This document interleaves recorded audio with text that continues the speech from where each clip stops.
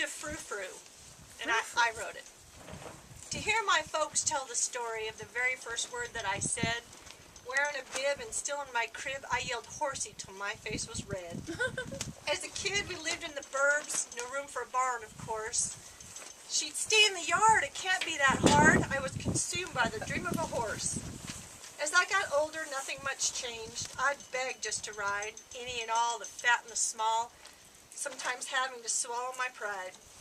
We had some friends with a chestnut, a cranky mare they all called Frou-Frou. The name was so nice, they all said it twice, but she was pure evil all the way through. I was a kid of 8 when I met that mean old horse. She would see me and strike, buck, and then bite, but I never gave up, of course. I'd follow that dang crazy old mare from one end of the field to the other. She would graze and wait, purely from 8, would bolt and run like a mother.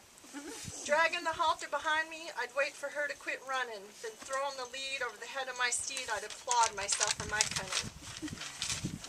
Imagine trying to bridle that devil, her lips in an evil grin, her eyes glowed red. I'd be dead, but I got that old bit in her chin. She never held still to be mounted. You'd think I'd have quit it by now. She would jig and shake, my thighs, they would ache, but I managed to get on somehow. So off we would ride, old Frou-Frou and I, visions of black beauty in mind, out on the pipeline, loving the sunshine, leaving the drama behind.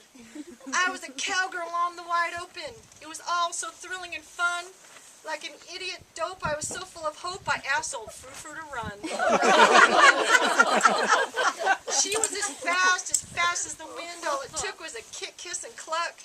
Her head went down, she flew off the ground and delivered one hell of a buck. I awoke some time later, staring up at her face from on my back. She stood over me, clearly wanting to see if she'd killed me with her latest attack. I looked up at her and melted, confusing her stare with affection, until her reins I found between me and the ground. She couldn't leave with that kind of connection. There have been since many horses that have galloped in and out of my life, but I wouldn't dare forget that old mare that gave me a summer of strife. Old Frou-Frou taught me a lot about not giving up on your hope. Keep driving and striving, just short of dying. Find a nice horse that can lope. So the moral of my story is this old cowgirl's no fool. I can't fight the forces. I've quit it with horses. Now I'm consumed by the love of a mule.